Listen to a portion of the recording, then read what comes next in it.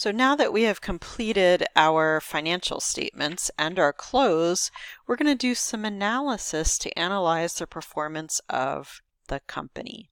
And a good way to do this is using a horizontal analysis. And horizontal analysis we perform on either an income statement or a balance sheet.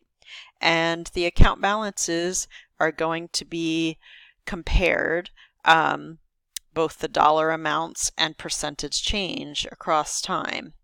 So this is a comparative income statement for Nathan's.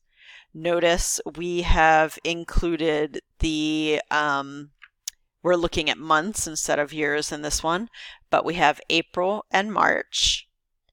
The oldest year is on the right, the newest year is on the left.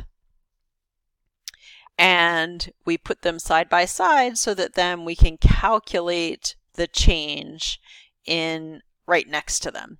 So in this first case, we're taking April's 5950, subtracting out March's 3500, and we have a dollar change of $2,450. And for a small company, that's a substantial amount of change. We might want to look into that.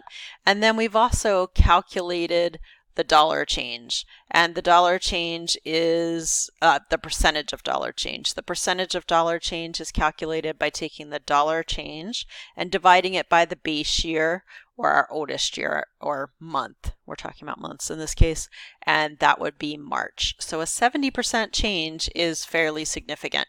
So you can prepare one of these analysis for your company fairly quickly, and it'll give you a good idea of maybe where some issues are within the company. You need to note that not any number of reports and analysis can bring the information together to you.